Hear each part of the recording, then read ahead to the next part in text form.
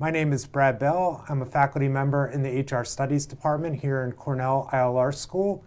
I'm also the faculty director of the Center for Advanced Human Resource Studies. I'm joined today by Beth Flynn-Ferry. Beth is the executive director of CAHRS. She is also a HR professional with over 25 years of experience and a former HR business partner herself. We're really excited to be here with you today. We're going to spend the next half hour discussing the HR business partner role and really how it's changing within our CAHRS companies.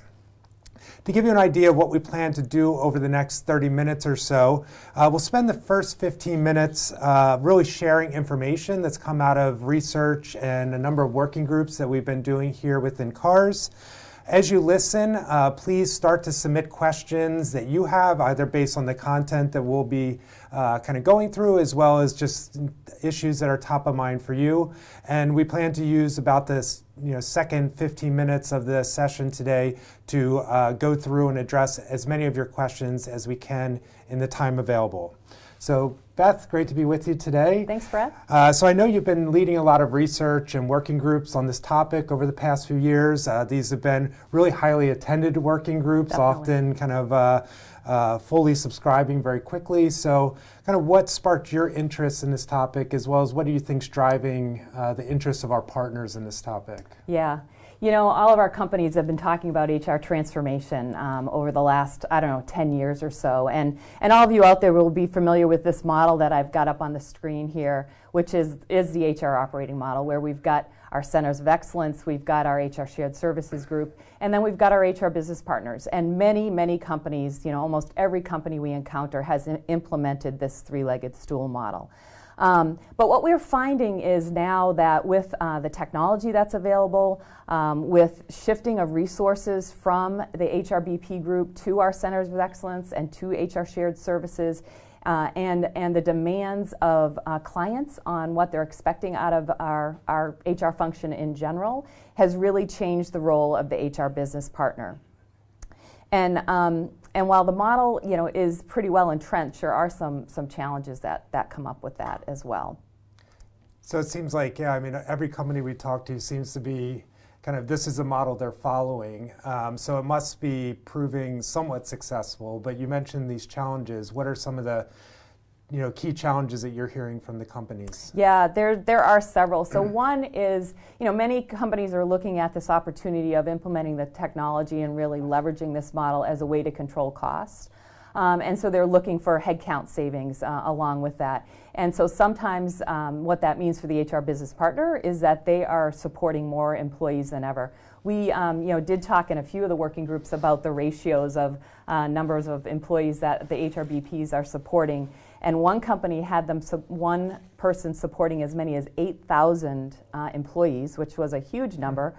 But we also had companies on the really low end where they were still in a high-touch environment and maybe supporting 50 or so employees. And so every model is a little different depending on the culture, I think, of the company and what you're trying to do. But regardless, every one of those companies had HR business partners supporting more people than they had in the past with this model. That also means we're doing more with less, and so there are fewer HR business partners. They're supporting more employees, but the demands are still there. And so the question is, how do those business partners support their clients in the way they'd like to? And a couple of companies had started implementing some ideas where they're pulling in resources from outside of HR to really help supplement the work of HR. So they might be doing fast action teams where you're pulling different cross-functional resources and you're attacking some kind of problem or issue that might be HR-led or HR-related, but doing it, with the broader organization.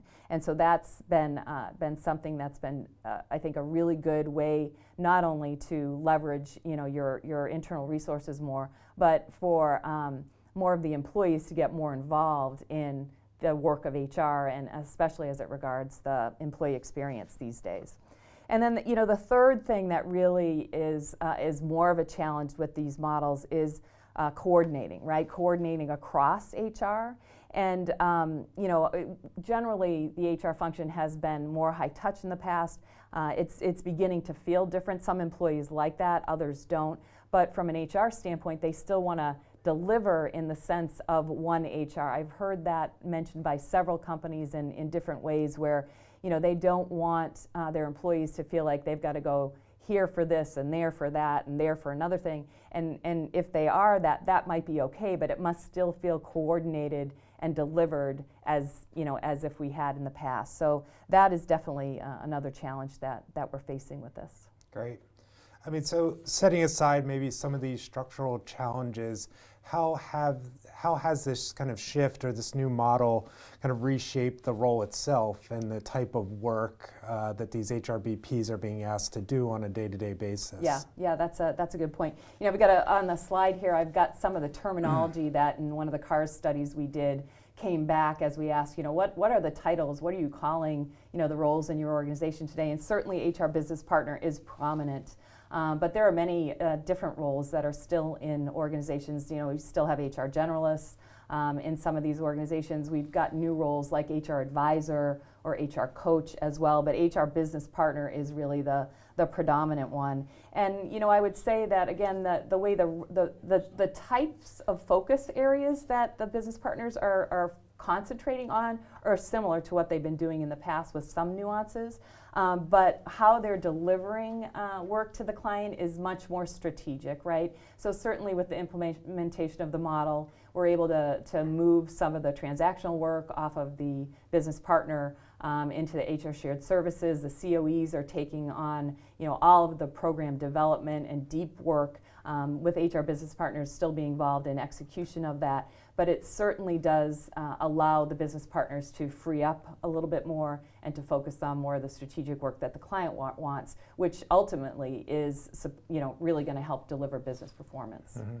So given those shifts in what they're being asked to do, does this also mean kind of shifts in the competencies or capabilities that they need to be successful in these roles? And have you seen changes from what maybe made these HRBPs successful in the past and what they really need today to be effective in these roles? Yeah, definitely. So some of the work we did is reflected on this slide here, and you can see that the HR business partner role and responsibilities, again, the buckets remain similar. So you're still focused on organizational effectiveness. Talent is always the big one, that I think the business partners add the most value in. Leadership development is something that the clients are continuing to ask for, and coaching and advising is really a stronger capability, a stronger role that the HR business partners are playing. But the competencies are changing, right? So we're delivering some of the same things, but how we're delivering it and what level are different. And the ones that are most reflected as I've talked with our companies, the things we are dialing up the most on are things like business leadership. So for years we've been talking about business acumen and how HR leaders really need to understand the business and understand financials and those kind of things. But this is taking it to the next level where you are actually a business leader just like anybody else on that leadership team, and understanding not only the HR levers that can impact the business, but the business levers as well. And so that continues to be a big one. And it helps you be a thought partner with your leaders, with your leadership team, and really again deliver things that are going to drive that business performance. The second thing is data and analytics. Certainly technology and the tools that we have, and AI and robotics, et cetera. There's a ton of data that's out there and available, and none of us, no HR business partner, can really consume all that and understand all of that. But what we need to do is really be incisive, be able to cut through that data, figure out what is the most important part of that data, and then help weave the story to our clients to talk about, what are the things that are changing, that we're getting new data on that can really again impact that business outcome and the business performance.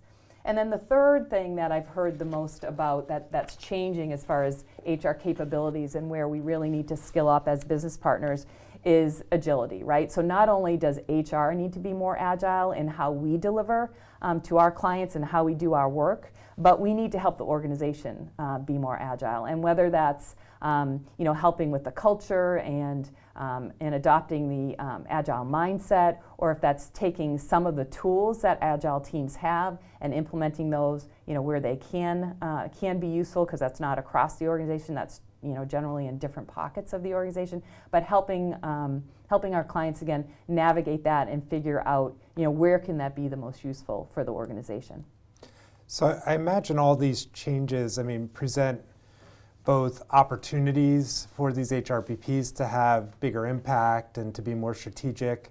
I imagine that there's also some challenges that have come with the shifts in these roles. So, as you've talked to companies, as our CAHRS partners, what have you heard as some of the key challenges that they're wrestling with to really kind of make this shift and to move in this direction? Yeah.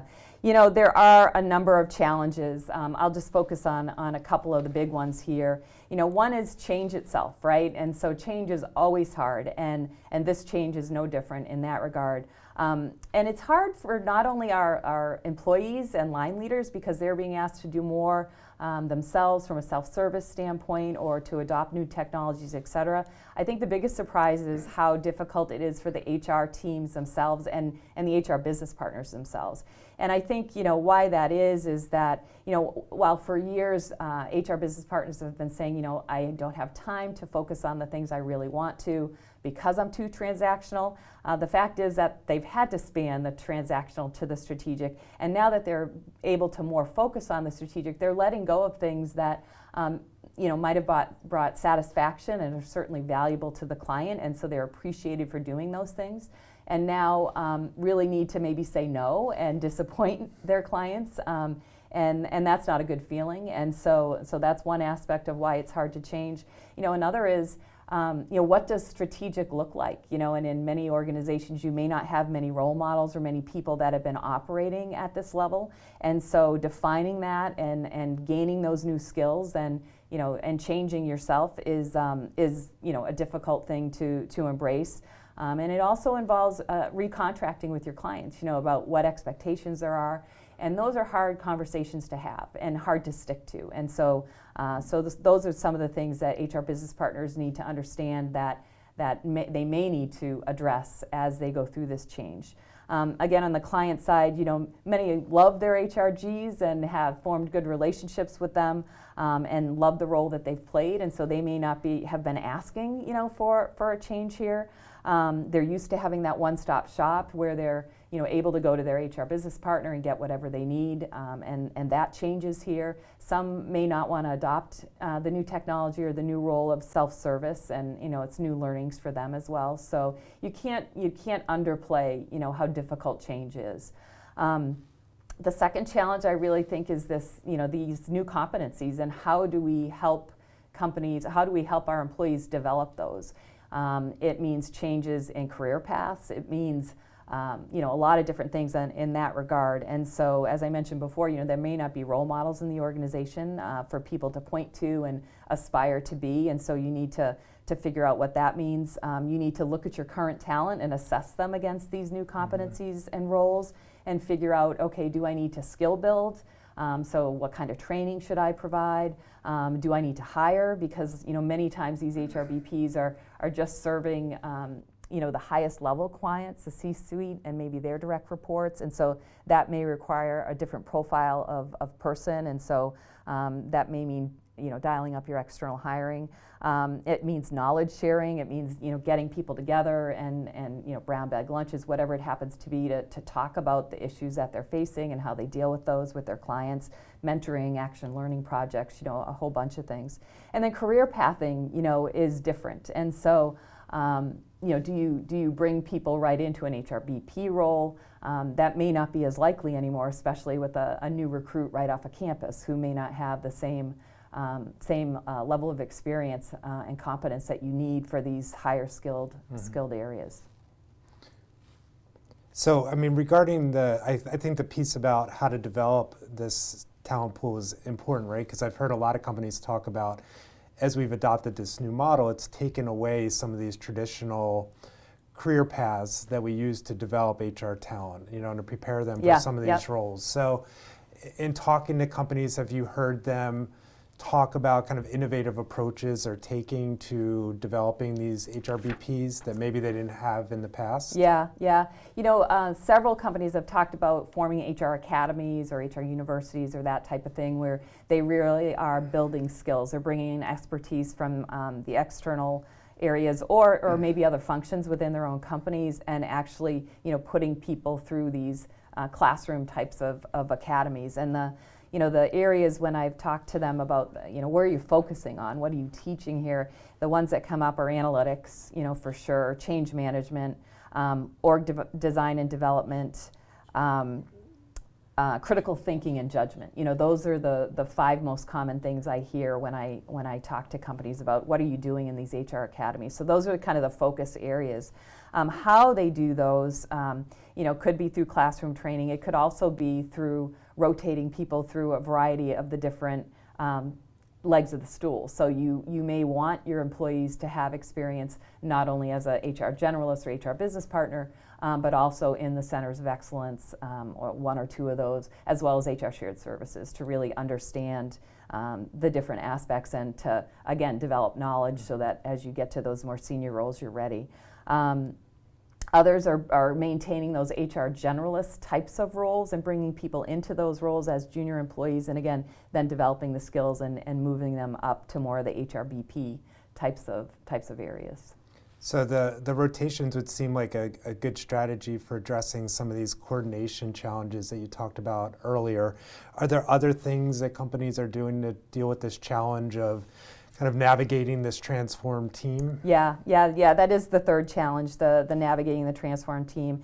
And our HR, as HR folks, we have been focused on how we deliver HR, from our function, and really what we want to focus on, and this is the thing that can glue kind of the 3 legs of the stool together, is the employee experience, right? And so we shouldn't be focused on how we're delivering. We should be focused on what are the employees experiencing and what are they needing. And so that helps then us focus on the delivery and not so much on what each leg of the stool is doing. So you do need to have role definition for sure. You need to understand where the handoffs will be, throughout the 3 legs of the stool as you're addressing different things.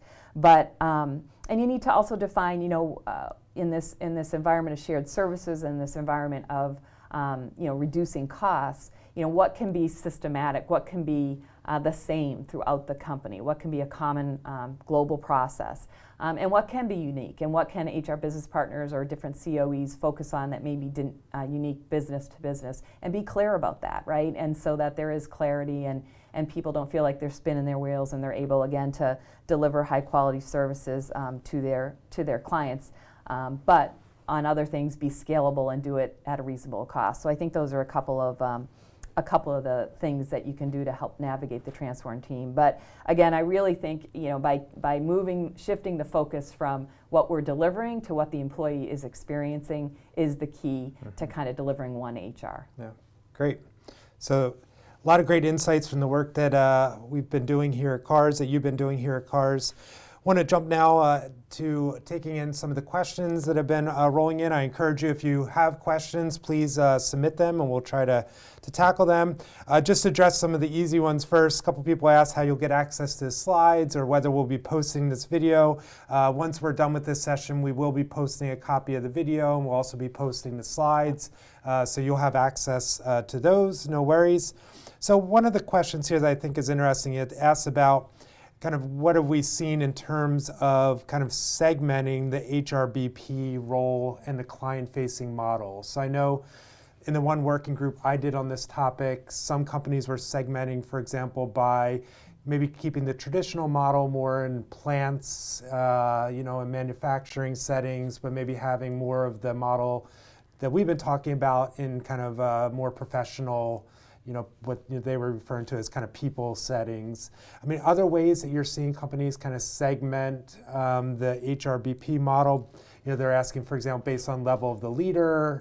Yeah. It sounds like, from what you mentioned earlier, maybe it's more this is often supporting high-level leaders at a certain level and above. Are you seeing some of that distinctions being made? Yeah, it definitely, it feels like, each C-suite leader has their HR business partner, who's truly operating at that strategic level. Depending on the size of your organization and the capacity or scope that you have, you could be supporting several of those C-suite leaders, especially in functions where it makes sense maybe to combine, et cetera. And so, and that gets replicated down the organization a little bit, but not too deep. And at the the more, the higher or the higher numbers of employee populations, as you mentioned, like in a corporate headquarters, a lot of those are being more centralized and not supported based on a function or a business unit type of thing. It's just call the service center and you'll get an HR business partner on the line who will help you, one-to-one or through, through chat or robotics or, the chatbots, excuse me, the chatbots, that type of thing. Those could be your tier 1, tier 2 types of services. And then it moves into maybe an employee relations center of excellence where managers may be calling as they deal with a employee issue, a sexual harassment issue, or termination, whatever it happens to be, where those are pooled employees that these clients or, again, employees directly are going to. And the other difference that we see a lot of is the regional or geographic kind of dispersion. And so because, many organizations are global, but things are still different country to country, you still do see regional centers popping up, or if you're in a country that truly has unique laws, et cetera, you might still be in that HR generalist type of model because of the size of your organization where you still are that one-stop shop. And so we're seeing a lot of that as well. Great. So another question that came in that goes to the career pathing and development, points that you made. The person asks, HR people coming out of school want to immediately jump to strategic HR work. It's something we tell our students here all the time at Cornell, that you're not necessarily going to be jumping in these strategic roles, the second you walk into the organization. But how do you convince those employees to develop some of the really kind of core foundational HR skills and performance management, investigation, employee relations, particularly if maybe we're getting to this point where things are really siloed? Yeah, that is a challenge for sure that I think is newer for companies, and they're finding some difficulty in doing that.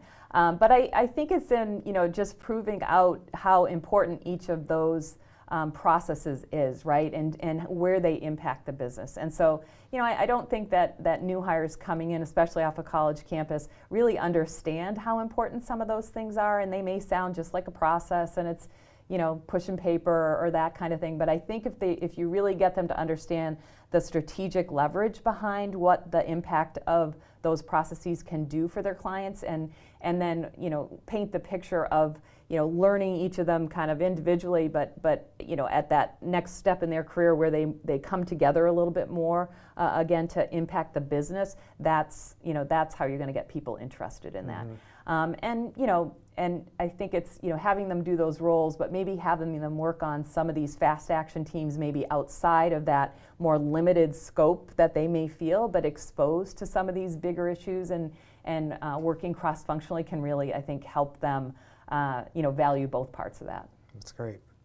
So an interesting question here is, how should organizations go about transforming their models? So should they change all at once? Should they change gradually?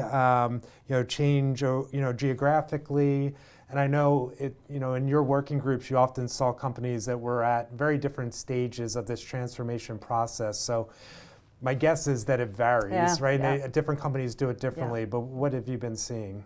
Yeah, it does vary, and and people go after it for all different types of reasons. I mean, probably the most common thing I've seen is when somebody is bringing in an HCM, so a new human capital management system, new HRIS system that allows them to go to more self-service and more of the employee experience, gives them more data, et cetera. That's kind of the big lever to look at all your global processes and really examine what you're doing, get the workflow going out on that, and really take the opportunity to change your whole organization. And so that's what you see most often. But depending on what your focus areas are, what I have seen is people move things to shared services, the COEs get built out, and the HR business partner might be left behind a little bit. And so you start calling them an HR business partner, but you haven't, because you've got so much work going on and so many things happening, people moving jobs and all those types of things, and still trying to serve your client, you aren't investing and spending that time on the HR business partner to skill them up. And so that's a danger with that. But I think it's a fact that you can't focus on everything all at once. Again, people have to be conscious of headcount and cost with all this stuff going on. But I think if you map out the plan, decide what your critical focus areas are, and just go after that and let your clients know, this is the plan and it's going to be implemented over time, they'll understand that. And I think quick wins, no matter how you implement it, whatever you do it well, do it successfully, quickly, is really important. And again, to focus on that change management aspect on all three of those stakeholders, the HR team itself, the managers, and then the employees. Mm-hmm. So this question, asks, in successful HR operations model, who has a seat at the business leadership table? Is it just the HRBPs? Do the COEs have a role there? How should COEs stay connected to the business? And I know in the group or two that I ran, it seemed like this kind of goes to your one HR theme, right? And the sense that in places where it had become really siloed, there was a sense that maybe shared service and COEs were kind of getting disconnected from the business. So a lot of discussion around how do we make sure that they stay connected? How do we make sure we maintain that integration? And I heard companies talking about little things like, when we have important meetings with the business client, making sure that there's representation across each of those areas. Yeah. Other things that you're seeing to kind of drive that connection between the COEs and shared service and the business? Yeah, I mean, that's a great example of how to do that. I think the business partners need to be careful of wanting to maintain that primary role with your client, and again allowing kind of others under the tent so that they can develop relationships and they can also develop their own skills and again be better COE experts or be better HR operations or shared services people. So I do think it's treating HR as one in many ways, and so even from an HR functional standpoint, where the CHRO needs to be cognizant of that, and as they do quarterly meetings or different learning opportunities and things like that, maybe it's inviting everybody to the business updates. It's not just focusing on your HR business partners. It's really making sure that the business information gets translated throughout your whole HR function, that people get those development opportunities where it may not be part of their day-to-day job to be involved in this team or that team, but to put them on it again so it exposes them to the business and gets them more line of sight to various leaders and things like that. But it's going to take some elbow grease, I think. Yeah. Good. So there's a question here from someone that is an analytics professional, kind of asking about what level of analytics competence do you need your HRBPs to have? How much do they need to know versus how much should they rely on, say, a supporting people analytics, support team? Again, my sense is that kind of varies across organizations depending on kind of how mature their analytics function is. But what's your thoughts on that? I think it's the maturity of their function. It's also the culture of their company, right? And how data focused is your culture and are your leaders, and that could vary even leader to leader within the same company.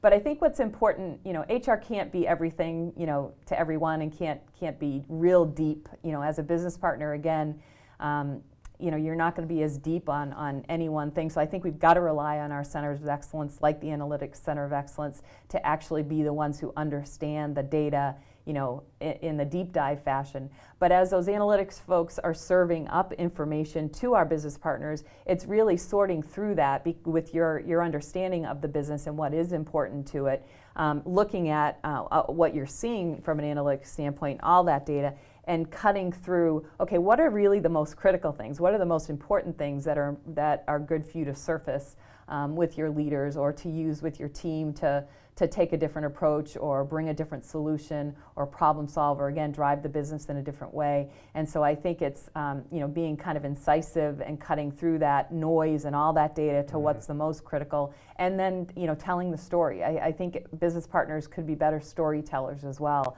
where they're going to take that data and help their client see why that's important and what the impact can be. Yeah, certainly seen that shift from just crunching numbers and putting out data to really sense making and drawing out insights from the data Definitely. for your clients, Yeah. right?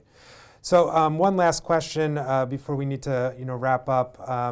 It's about accountability, right? I mean, you talked before that there can be pressures for these HRBPs to continue to kind of take on those transactional tasks for their clients. And so how do organizations really kind of hold them accountable for really shifting to that more and prioritizing that more strategic work? Yeah, I think that comes down to measurement, probably. What gets measured gets done, and holds people accountable.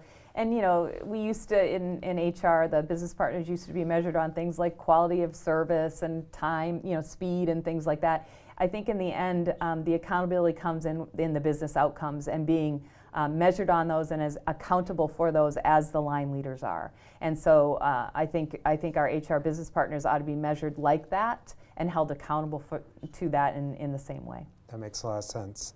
So I think we're about out of time. One of the questions that came in was, how can our company benchmark against others? So that's a good segue to the fact that we have a number of different resources available in CAHRS to do just that. You'll see on the slide currently a list of some of our upcoming events, so a number of working groups, which are great opportunities to come out and hear what other companies like you are doing in different areas. We also have on our website, which is cahrs.ilr.cornell.edu, we have different centers of excellence. We actually have one dedicated to the HRBP space, and there you'll find write-ups from our working groups where you'll hear again about what a lot of other companies have been doing in this space, different trends, as well as research and white papers related to different topics. So certainly encourage you to explore those resources, and of course, if you can't find something you're looking for, reach out to us, and we're always happy to help get you what you need. Thank you again for attending to today's webcast. We'll be posting it so you can find it, you can share it with your friends and colleagues, and we hope to see you at one of our upcoming events. Thank you.